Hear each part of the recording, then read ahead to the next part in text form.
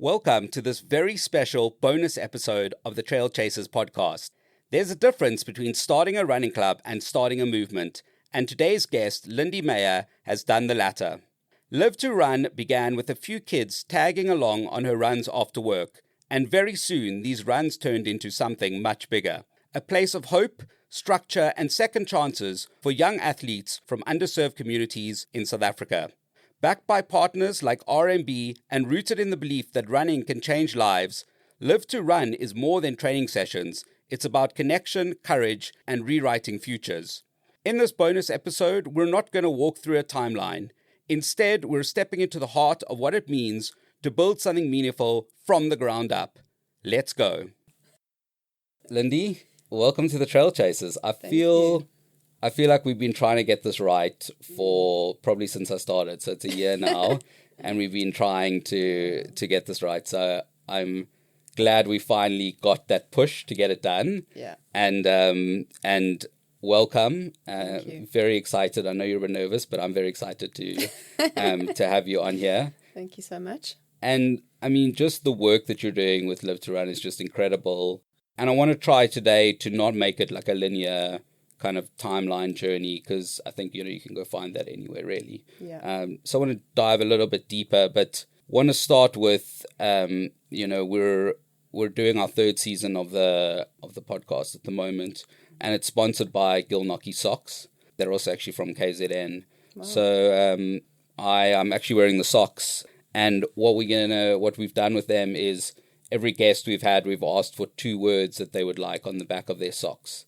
So at the end of the episode, I'll come back to that and ask you for the 2 words. Obviously, bearing in mind it's probably more for the person behind you than it is for yourself. But think about it. Don't let it distract you too much. But so when we start, I want to start this conversation with it's quite a big question, But when I ask you about the most pivotal moments of your life, and I want to kind of focus on the where the LIV2Run and your kind of story, what were those moments that they kind of, there's the similarities and the kind of the paths that crossed over there, even before it kind of started, where it was kind of born and things like that. What do you kind of think of when I ask that question?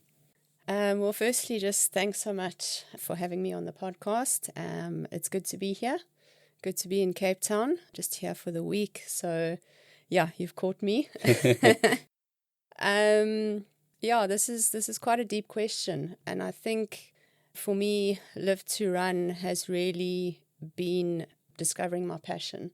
And it's really been where my passion for people and my passion for running have sort of crossed paths. And that's where LIV2Run has sort of come from. And yeah, I think one would call us sort of mid-year passed through our lives. And so, yeah, I think as you embark on your early 20s, I went to university, I was at Stellenbosch, I studied finance. When I look back, I think I wasn't always too sure exactly. I wasn't one of those people that knew exactly what I wanted to do with my life. So I went to university and thought, well, let me sort of study something that can open as many doors as possible. So studied finance, had grown up in a rural setting, grew up in rural Eastern Cape, grew up running around in the outdoors and really loved running from a young age. Competed in cross country. Back in those days, it was border cross country. I went to a little rural farm school where cross country was really the only sport that was offered. So, started off my running career there. And from there, went to high school in East London. And like most teenagers, wanted to sort of explore and tried quite a few different sports, hockey, tennis, and sort of just explored all those different spaces. And then after school, went to university and carried on with the hockey, did a bit of triathlon, and then moved over to London to do the London thing at the time. And yeah, my running sort of took a back burner for a while, and then sort of rediscovered things sort of mid-20s, did the London Marathon before I left. And then on my career, worked in finance, but not really ever feeling like I'd found my thing. And so, very long story short, ended up at LIV Village working in the finance department. And I used to go for a jog after work, and very soon found I had a little tail of children following me. And so that's really how it started. I just had these kids following me around, and decided to start a run club.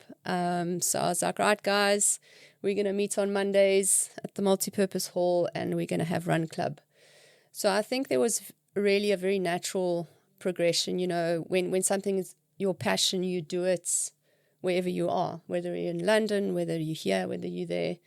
And so, yeah, that's kind of how it very organically started. And, you know, I think for me, when even today for the interview, I was like, how do we like compartmentalize this? How do we, you know, because even if I say to you, like, what is LIV2Run, you know, or LIV, you know, what is the LIV Village? And, you know, there's just so many components to it. There's so many stories. Yeah. So I thought it'd be a good idea, you know, there's so many lives that you've touched and transformations. I mean, speaking about those kids, you know, if you think of a recent story that kind of encapsulates everything, is there something, you know, or a moment that kind of is like, yo, that's the story I want to tell about the work that I'm doing? Yeah, I think that's why I was a little nervous for the podcast today, because I'm like, I really hope I don't forget to sort of or how to word things. But I do want to start off by saying that I think, you know, changing or impacting a life is really a long game. It's not something that it's not this thing that you can go in and sort of accomplish in any quick way. It's really a commitment. It's a long-term commitment to walking alongside people and investing. It's a long-term investment. And so having read the questions before the podcast, I had time just to think about it. And I think for me, one of the athletes that's been with me the longest is Sinovuyo. He is the athlete who made the movie with Ryan Sands called Gijima, which is on YouTube. And really, Sinovuyo is one of those people that has really taken every opportunity that has been given to him through LIV2Run and LIV Village. He's just consistently made good decisions and really used and given his best in every opportunity given to him. And it's just been an absolute privilege to see how it's transformed not only a part of his life, but every single area of his life. And that's really what we aim for. We're not aiming for someone's athletic career. Let me put it like that. So we're really aiming to impact the whole person. And so Sinovuyo has gone from a young man who was not employed, who was not running, coming into the LIV2Run space, coming into LIV Village, and 7 years later is married with a beautiful wife and expecting a beautiful child now in June. So we're very excited. His running career is growing from strength to strength. He's managed to save up and build his own home.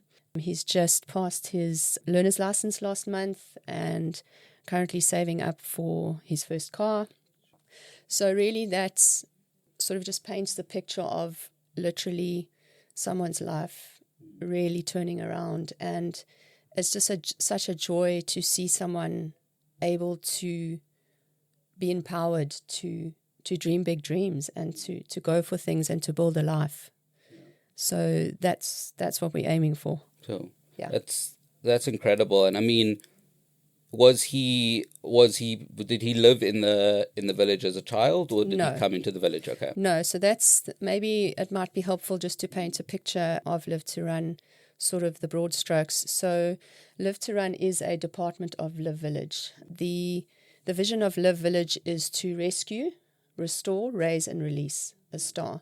So that's sort of the broader picture of what we come under, but obviously within the running space.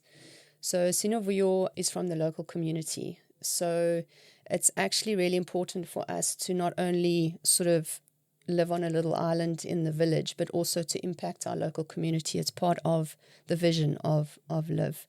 And so a lot of our athletes actually live in the community, our athlete coaches, and then our junior kids as well also come from the local community. And so LIV2Run really is, I hope I can explain this. So we have a senior team of athletes who are also coaches. Okay, so we call that the athlete coach strategy. And so we believe in order to inspire, you need to be inspired. You know, you can't coach a young boy to go and run the Otter Trail if you've never run the Otter Trail. It's hard to put into words those stairs, those mountains, that terrain. And so we have this senior team who go out there and competes across the country in the biggest trail races, and given those sort of opportunities to get as far as they can in their own careers, and then in turn feed that knowledge down to the next generation, to the juniors. And they see these kids on a weekly basis. So it's really a quality investment space where these young athletes and coaches are putting in and investing in the young guys. And so we've come to a stage now where our first, we call them the young guns, our up-and-coming junior athletes have matriculated.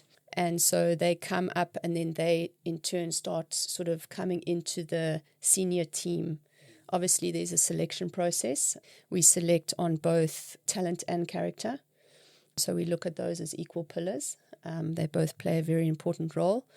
And so Sobisi Ntanzi is one of our young guns. He took part in the Ultra Trail Cape Town 16K, the new short route. And it was absolutely incredible. He finished matric on the Thursday morning, flew Thursday afternoon, arrived in Cape Town for the first time in his life, woke up on Friday morning, ran the 16K, and finished on the podium. That's incredible. So, I mean, obviously that doesn't happen every time, but that was just such a beautiful moment. And yeah, all credit to him for what he achieved. I think he was 1 second behind number 2 and 4 minutes behind number 1. So he's got an incredible career in front of him, and he's only 19 years old. And, you know, I think you've obviously had a lot of success with your athletes. So do you kind of put that down to it's just, you know, the area where it's based, you know, there's just a lot of naturally gifted athletes, or is it, you know, something about the program and the opportunities that these guys have been given that kind of then creates and molds that character? Look, I think South Africa has incredible talent. Let's start with that. But I think so much is possible when there's access to opportunity.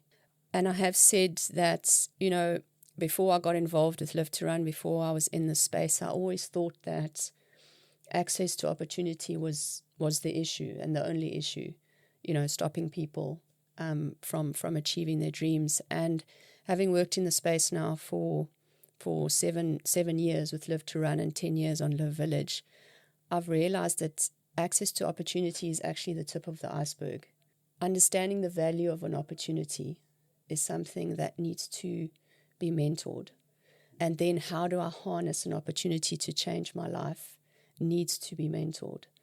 And those two, point 2 and 3, you know, there's access to opportunity, understanding the value of an opportunity, and then using that opportunity, having the life skills to use that opportunity to change my life. Those point 2 and 3 are incredibly difficult. And that is where we've had to, I wouldn't say it's a team of us, have had to really learn the most on the how do we do that. Because often in NGO circles, in these type of things where you pioneer something, the what is the easy part, but the how is crucial. Yeah. And looking at some of your athletes, you know, has there been a time recently, I mean, you did mention the UTCT story, but where one of them kind of did something or said something that was kind of like sums up what you're doing at LIV2Run? I think a recent experience, if I can maybe slightly change that question, So as I mentioned, each of the senior athletes coaches a group of juniors. And we've had a young boy in one of our teams for the last couple of years. He's sort of come in and out. And he comes from an incredibly difficult family situation. Not anything I want to share on air, but yeah, a very challenging family situation. And he's recently, one of his friends came to chat to me and said, he's starting to get involved with sort of a wrong group of people. And so I chatted to his coach and I said, look, he's a teenage boy. I don't have influence in that area. Could you please chat with him and see how, and sort of come back to me with how we can support him, what we can do. And so I followed up with a coach this week, and he said to me, he chatted with this young boy and he just said to him, it's not worth it.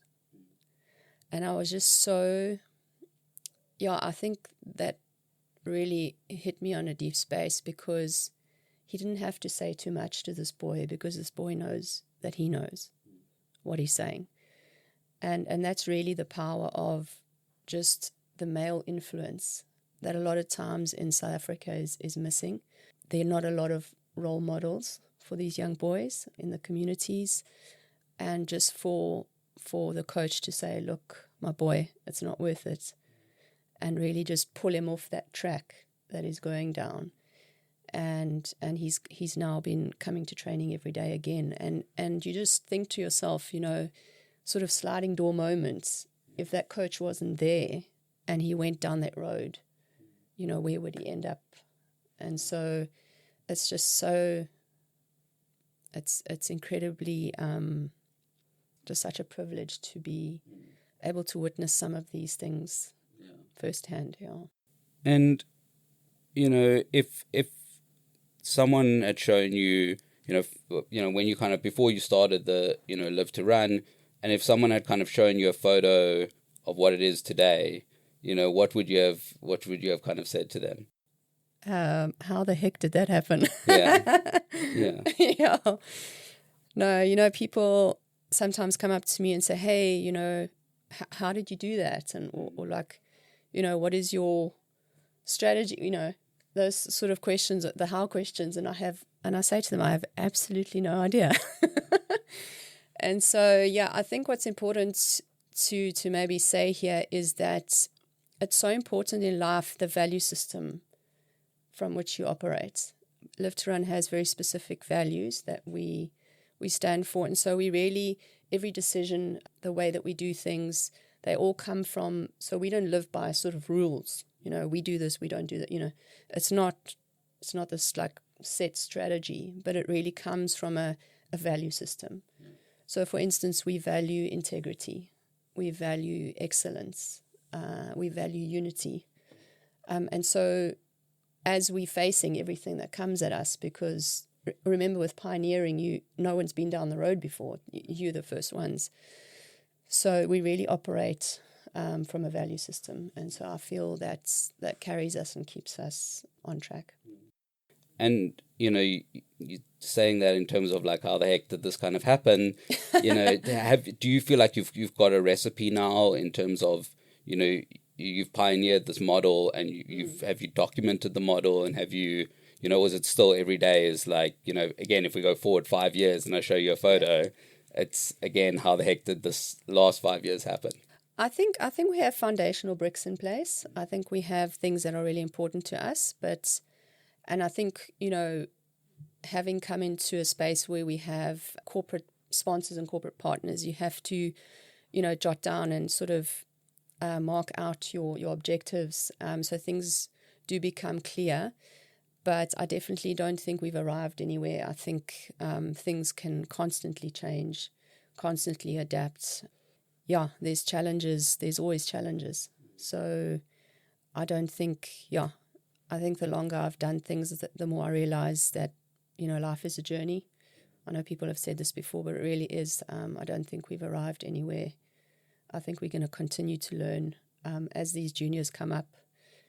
What's going to happen, I don't know. Yeah. And do you think the program is transferable? Like, is it a model that can be replicated in other communities in South Africa and maybe even in the world? That's a very good question. I've asked myself that question. I think the model, in theory, could be transferable. I think anyone can operate in integrity, anyone can operate with excellence. But, when you commit to things long term and you do this, it really comes down to the person. And so if there is somebody who really is passionate about people and passionate about running, it really hangs off human resource. And so it's all about, because I think a lot of times people, we think we want to do something and we think we're willing to pay the price and to walk the long game. But you only really know when that stuff hits you and when the challenges come. Because my goodness, I've definitely wanted to give up more than once. It's been incredibly hard. It's been personally. I'm very grateful for the incredible favor that we have, the incredible breakthroughs and the beautiful moments that I get to see. But at the same time, it's also been absolutely demanding in ways that have been overwhelming. And so, if in order to make it through those times, it really comes down to the individual who would want to pioneer something like that, for instance, in Cape Town. Or, in Lanseria, we have a village there. There's been people that have expressed interest. We also have a LIV Village in Grahamstown or Genie. So, yeah, it comes down to the individual, I would say. It's definitely, you're able to replicate it, but it's a long game. Yeah. And it's a commitment. Yeah. And, you mentioned the commitment and when the going gets tough, what's driving it for you? I can't really explain it. I think it's almost like I can't do anything else. It's kind of like, I think a way of describing it would be once you've walked in your purpose, it's like you're spoiled for anything else. To go sit in an office and do an office job for the sake of a paycheck, I don't think it's something I could ever do again. And so no matter how hard it is, there's purpose behind what I do. There's a value system. So again, it's not money that drives me. It's not, it's really purpose. So yeah. And, actually on that kind of point, when, if you look back now and you did mention in the beginning about the kids just like running, when you went running, the kids running behind you, was there one point or have there been a few points where you were like, oh, wait, this is no longer just like a little side project that I'm doing while I'm working here? So that's a good question. So how it sort of progressed from that moment of Monday Run Club was that it really grew really quickly. I remember going to park runs with like 30 kids. It was just myself and another person, and I'd got them all to wear red shirts so I could kind of keep track of everyone. And yeah, it got to a point where I was struggling to keep up with my finance job at LIV and everything that was happening with the Run Club. And so it kind of got to a point where I approached leadership and I said, look, I can't actually cope with both anymore. And so they said, well, look, and I shared my vision with them. And they were absolutely thrilled for me and said, look, we believe in your vision. We think it's amazing. We encourage you. We back you. We believe in you. But unfortunately, the commitment financially is to clothe, educate, house the kids. And so we cannot commit financially to you. And so I really had to jump off the cliff. I think that was 2018. And so I don't draw any financial monetary value from the village. I don't draw money from them. So I've had to go out and find and fundraise. And so that's when it got really real. And again, if someone said to me, I mean, that's actually the main question. People say to me, how have you survived financially? And I say, I have absolutely no idea. And so it's really, I remember once I had set a meeting with leadership because I had no money, like nothing.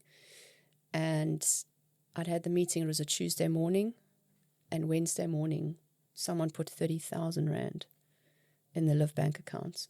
Now, that's not a small amount of money. And to this day, I don't know who that was. But those are the kind of crazy things that have happened. I've had people walk up to me at races and just put money in my hand. And so, yeah, I think the most incredible and special part of the journey of LIV2Run has just been the people that have believed in us, I just find people more than generous. The trail running community, friends and family, has just been incredible. Yeah, I think, now, I think it's quite easy for people to kind of make those contributions when they, like the results are there, and, you've obviously had a lot of press and a lot of media. So, but what was that period like before it was this, before it was all over the place, before you were going to races and it things was like the same. that? It was the same. Oh, really? That's the incredible part. Amazing. And so before we were anything, just to bring up a few things, I did actually jot them down so I don't forget. But some of the things that have happened, KZN Trail Running for the last 7 years have given us free entries for all our runners. I mean, that's the last 7 years of free entries. Absolutely incredible. Salomon came on board also pretty much at the beginning. Ryan Sands introduced us to the team at Salomon SA, and their office is actually in Durban. So they came on board very early, supporting with shoes and gear, even fundraised for us during COVID. I mean, can you imagine surviving COVID as an NGO? Crazy. We've had, as I said, numerous individuals run and raise funds. My family and friends have been incredibly just supporting me personally.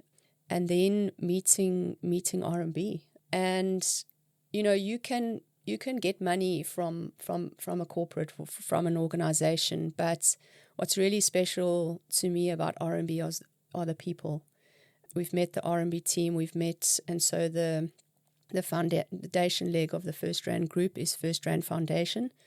So that's where we are funded from. And then we live out our partnership in the RMB space. And the RMB team are just absolutely amazing. They really are the real deal. They care for people. They really want to impact people's lives in a real way. It's not about the social media. It's not about the photos. They really want to change people's lives. And yeah, they've done that for us. They've enabled us to not only carry on doing what we're doing, but to actually scale up and to really impact trail running across the country. What do you think those people have seen in you? I think there's a shared passion to change lives, and so that has connected. There's been a real feeling of like same sort of purpose.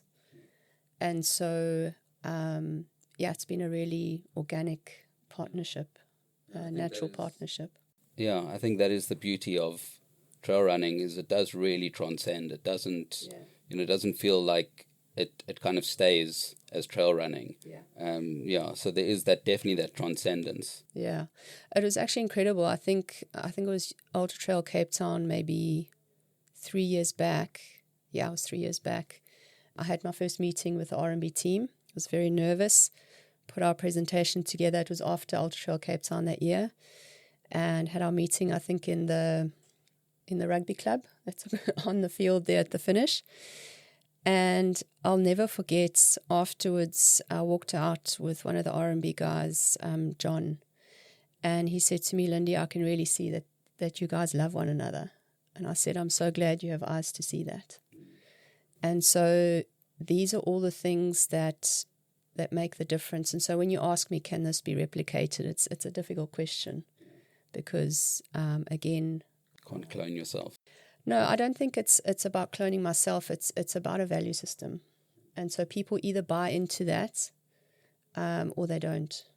And so if you buy into that and you believe in it, LIV2Run can thrive through you.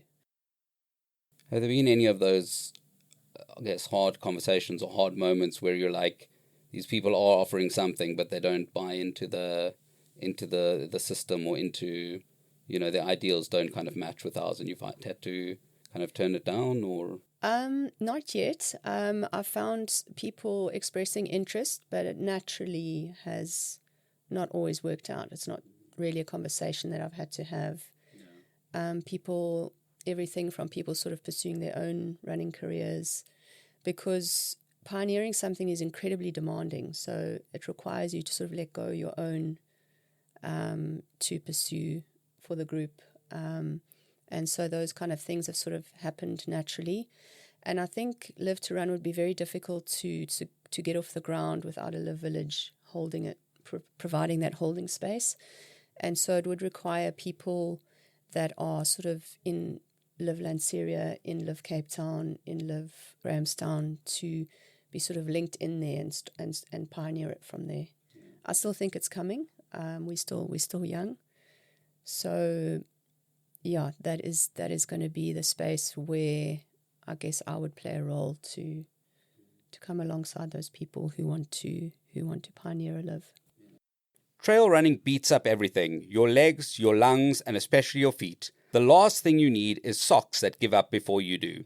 I'm really excited to announce that Gilnockie Socks is sponsoring the season. Gilnockie socks are not just your run-of-the-mill socks.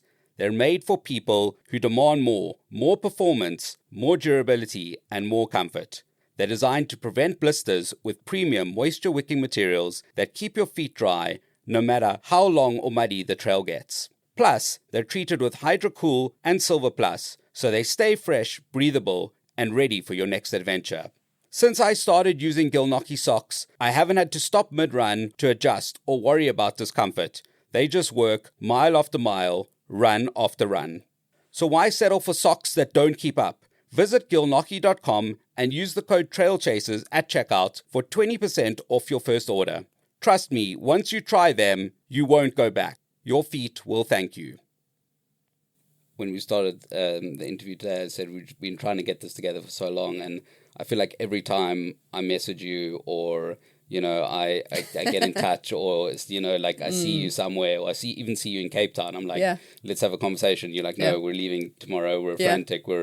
So when I say to you, when I say to you, what does a typical day look like? Is there such a thing? And how do you kind of draw up a kind of a year plan, a calendar, especially with trail races all over the country that don't happen on a regular day? They're all different days. And what does your diary look like? How does it? It's crazy. I think just to give broad strokes, we do actually draw up a calendar. I am a bit of a planner as much as I can. So we tend to, just in terms of the budget as well, we tend to go to 3 of the big trail races per year. So we choose. Generally, we go to UTD, George Mutt, Otter Trail. Been trying to get to Cape Town Trail Marathon, haven't got there yet. And then Ultra Trail Cape Town. So we kind of choose between those 3. We don't go to everything, so we choose 3. Then we still have to attend the cross country league with our juniors. So that starts from sort of April, champs in August. We do a training camp with the senior team. We do a annual training camp with the junior team. We've got to fit those in. And then we've got all our clinics. So we do 3 trail clinics a year. Now events are a lot of work. They really, you can't just pop them every second month. So we do those. And then what we've introduced now in 2025 going forward are what we call mentoring weekends, which is just creating another space to really invest into the young guns and the juniors coming in. We also have introduced coaching clinics. And so we do go and attend the ASA Level 1 coaching courses, Level 2. But really you need a lot of input from other coaches, the practical, how that practically works out. How do you deal, how do you hold a group of kids? How do you train them? All those practical things. So again, there we've had incredible people come alongside us. We've had Kane Riley, who obviously used to be with Salomon. So he was our team manager. We still see Kane a lot, and really gets along well with the guys, and obviously speaks into those coaching spaces, into being an athlete. Tabang Madiba also joined us this year on our training camp here in Cape Town, and just really investing in valuable experience. So it's really that trickle-down effect from one generation to the next that we really believe in. Sure. Yeah. But just back to your question about what does a typical day look like, there is no typical day. But Sinovoyo and I often joke, he works with me, and say that we wake up each day and conquer mountains. And so that's really what we do. We, life is tough. South Africa has many challenges at the moment, especially in the communities. It's not easy. And so when we get to work each day, we, for that week, it's like, okay, this is the mountains that we're facing, and how are we gonna tackle it? And so that's why unity is really important. We're not doing any of these things on our own. We as a unit and as a group, as a team, are saying, okay, how are we going to help this person deal with this issue? How are we going to... And so it's really, my job as the team manager is really to create a space where these guys can achieve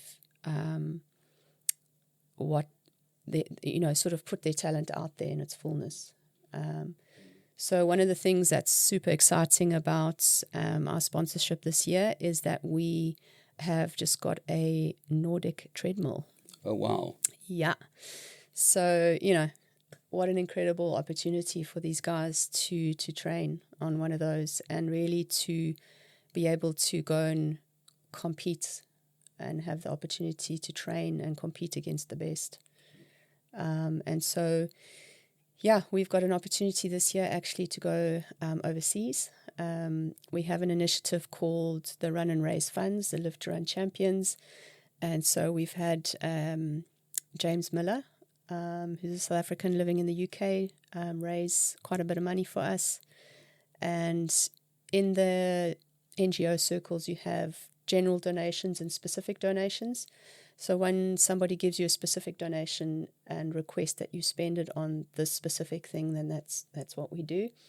So he has requested that we spend that money on giving guys the opportunity to race in Europe. Wow. And so this Nordic treadmill has enabled us to actually train for that, because in Europe there's a lot of hills. Chamonix's got, as you know, it's the epicenter of trail running, and the hills are steep and they're fast. And so, again, we're able to, through the partnership with R&B, give these guys really the best shot at training for something like that. Sure. And what is kind of planned in that space? Have you kind of planned the European trips, or? At this stage, we are just trying to secure a bib for UTMB. We were thinking originally to go for Mont Blanc Marathon, but Sinovoyo's child is going to be born literally on that weekend this year. So we are looking at getting bibs for UTMB. So I'm just waiting on that before any of the mad planning starts. If things don't work out for this year, then we will move it to next year. Yeah. And how do you kind of select who you're going to take over there? Is there a selection process? There is definitely. Look, we've only got between 3, and when I say between 3 and 5, we've got 3 guys in the senior team, and then 2 that are sort of up and coming. So, we don't have this massive team at the moment. But having said that, we wouldn't take someone that doesn't sort of fit the criteria to go, which again is the talent and the character. And, we can obviously talk about the growth and the sort of transformation in terms of the actual running. But what is the transformation you see in the sort of non-running side, building of character and those values that you talked about? I think for me, the biggest thing that it's taken me a few years to put this into words, because sometimes I observe things, but I don't know how to verbalize. And for me, it's to witness that transition from surviving to being able to build a life. And the behavior of someone who's surviving is extremely different. They're literally opposite. And you can see somebody who's surviving, living in the moment, struggling, to someone who's been empowered to come over to this side and to start to build a life.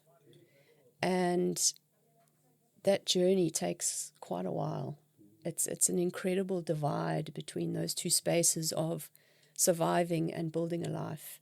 And I think for me, that is the testimony of what Sinovuyo has overcome, is that journey from survival to building a life. And not a lot of people are able to cross that divide. It takes incredible courage. It takes incredible tenacity and grit. And it takes time and support. And one of the kind of lessons that you've learned from, I guess the other way around, you're teaching them, but what have they taught you? Oh, there's another deep question. I think walking with people often serves as a mirror. When you reflect upon yourself, it's often difficult because it's personal. You don't have that sort of objective point of view. And I think for me, having walked with the athletes that I have, it's really helped me to recognize more about myself. It's forced me to grow. I always say to the guys, iron sharpens iron. I cannot do this without you. You make me better, I make you better. And it's that Ubuntu that, I am because you are. And I've lived that and I experienced that, and it's an absolute joy to walk in, yeah.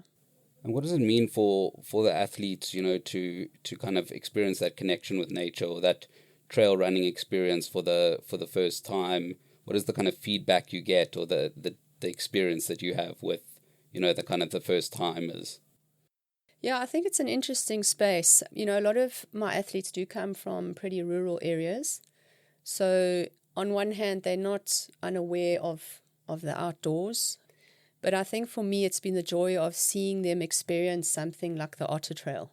I mean, those mountains, running along the coasts, crossing rivers. I mean, it was wild. I think it was last year where they literally were clinging onto a rope with a, what do you call those things? A life jacket. You don't get to experience that anywhere else. The mountains in Cape Town, the scenery here, absolutely amazing. George, recently we went to George as part of our training camp. The mountains are absolutely, I think they're the best in the country. And then the Drakensberg in KZN. We're taking our juniors on a training camp there this June, July. And yeah, it's for them to almost discover the outdoors in another way.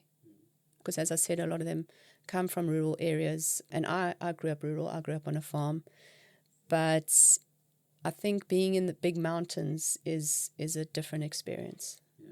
And it's seeing them discover the joy of that. And what are the things that they struggle with, and what are the things that come naturally when you're starting them out on this journey? Are we speaking running journey? Yeah, the running journey. I think the things that come naturally are the athletes that I've worked with work really hard. I think they find hard work really easy. The commitment, and they have an incredible mental strength for running. But I think a lot of the times the things that they struggle with are the personal challenges. Transport, good nutrition, those type of things. That's where LIV2Run is able to support those type of spaces. And I think a lot of the times family setups for some of the kids, some of the family situations are hard. So it's not really the running that's a challenge. It's some of the other things that come into play. And on your side, what are the challenges that you're wrestling with or dealing with, at the moment, things that you could share? I think for me, it's once you've come through a season of pioneering, it's really to learn how to move into sort of a more sustainable pace. I think for me, the challenge is to rest. Very difficult to switch off. I've really tried to make an effort to run for myself this year and to find time to train myself. I think in the last couple of years, I've just found I've been too tired to actually run. And running really brings incredible joy to me. So it's really a natural space to be able to rest and switch off.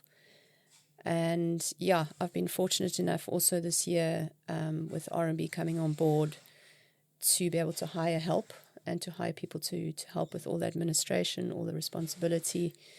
And so that's kind of just got into place, but it's going to take a couple of months just to sort of wind down. And yeah, I'm making an effort to take proper leave and to rest. So it is a challenge, but also an absolute joy to see how Sinovoyo is stepping up into areas of leadership as well. And, what is there one thing, maybe on the good side or on the bad side, that hasn't happened yet, but is definitely, you're at that stage where it's about to happen, or, you can feel that's coming, or that shift's happening? I think having partnered with R&B and just where we are in the sort of life cycle of LIV2Run, we're having to, it's also a transition coming from a pioneering phase and then into sustainable function.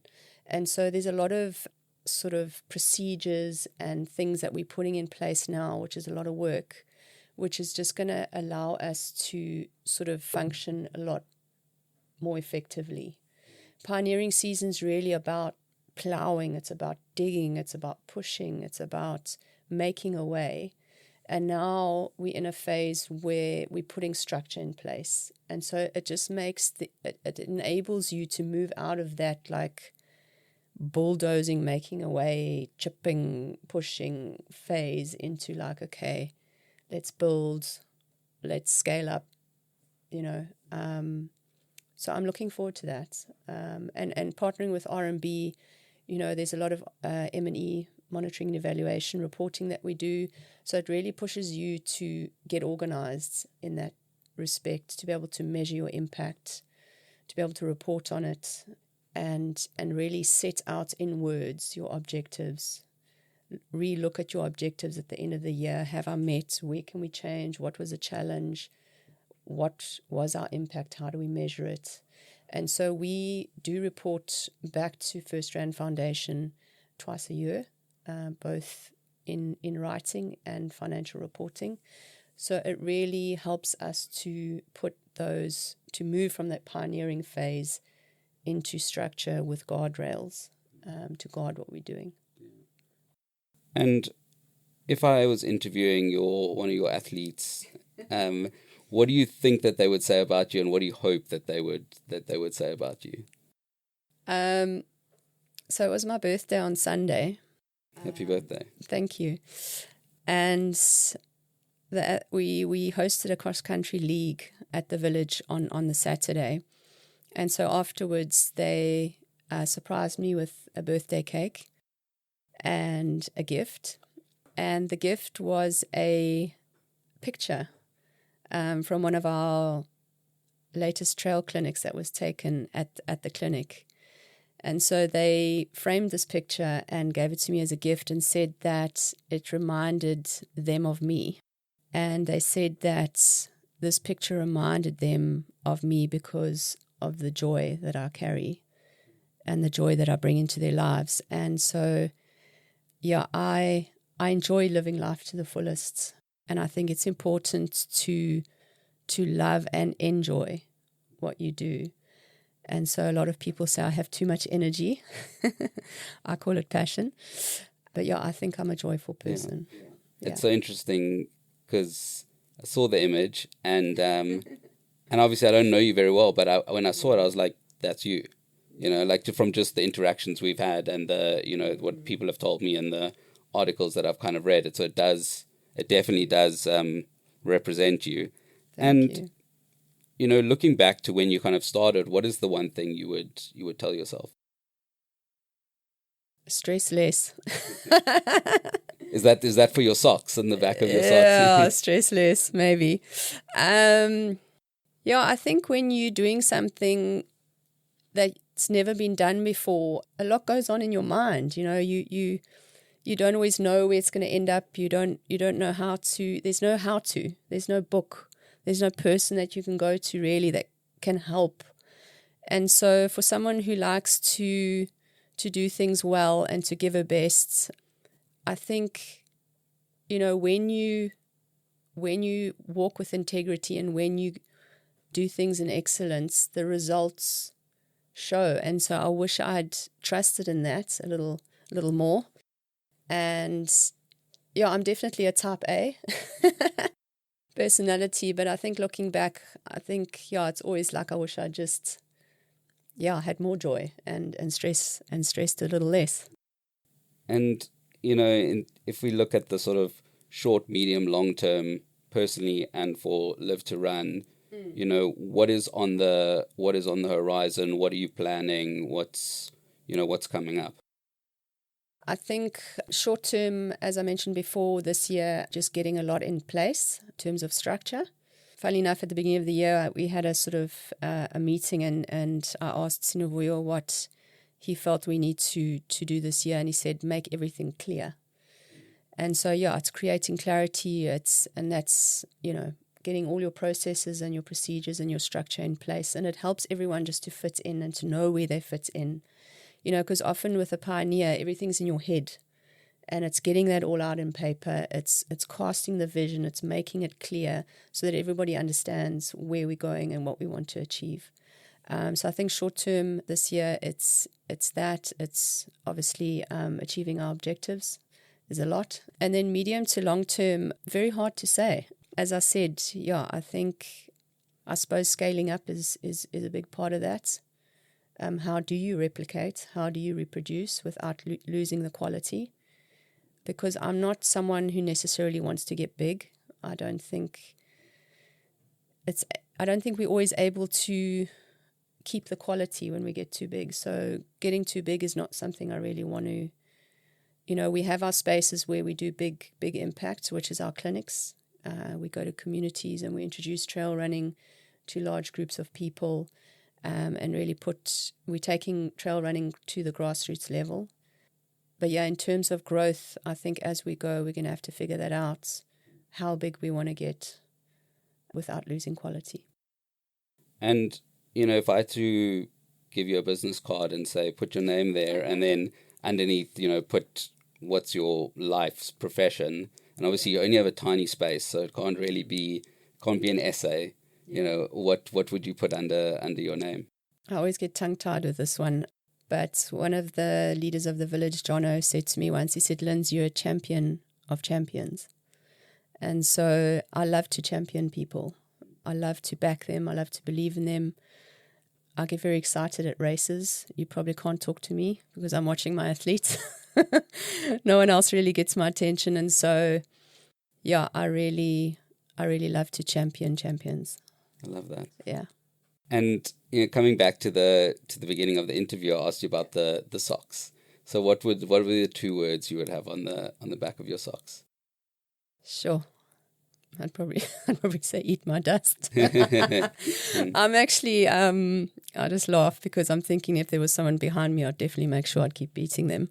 I'm very competitive. Even as I'm heading into my later 40s now, I'm still very competitive. And so, even though I've mentioned I haven't always had a chance to train a lot, I still go compete and kill myself. I think after Ultra Trail Cape Town last year, I think I had flu for about 2 weeks. I was pooped, but I gave it my best shot. So, yeah. So are we going keep up, or are we going catch me, or what are we? Keep up if you can. Yeah, amazing. Yeah, and just to mention as well, just in terms of opportunities and people that have come alongside us, the guys are also very fortunate to have James Montgomery, or Monty. He's one of the guys that also came in very early and really coached the guys free of charge, pro bono for about 2 years.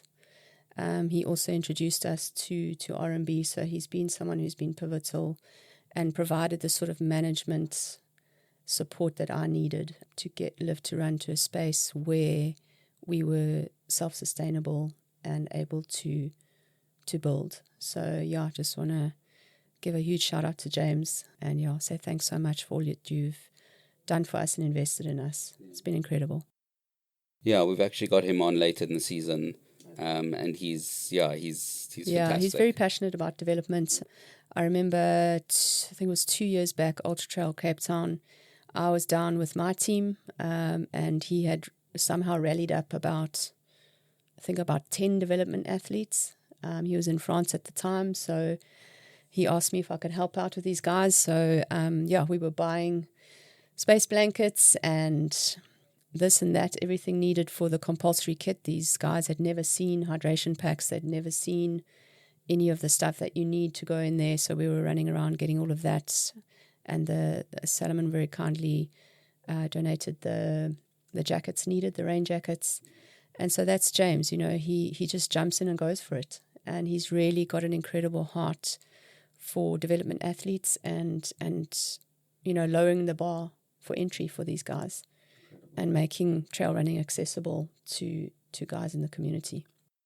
And, people listening or watching this want to get involved. What is the best way? Is donating the best way, or what are the ways that people can get involved? I think there's so many ways to be involved. Obviously, if you're in KZN, it makes it a whole lot more. I think a lot of the times it's great just to have the human support, seeing people at races, visiting the guys, chatting with the guys.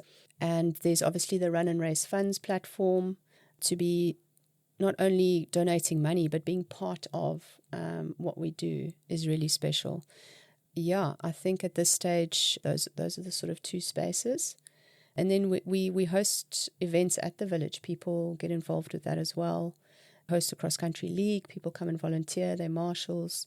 At the clinics, people come and help out with that. So there are definitely a lot of different ways to be involved, both financially and physically. Amazing. I'm so glad we did this. Thank you so much. That was incredible. Thank you. Thanks so much. Thank you for listening to this very special bonus episode of the Trail Chasers podcast. Lindy's story and the journey of LIV2Run reminds us of the power of running, not just to move forward, but to uplift and transform lives. Subscribe to the Trail Chasers today and make sure you never miss an episode. And if you know someone who's thinking about starting trail running, or someone who just needs a story full of hope and purpose, share this with them. We'll see you out on the trails.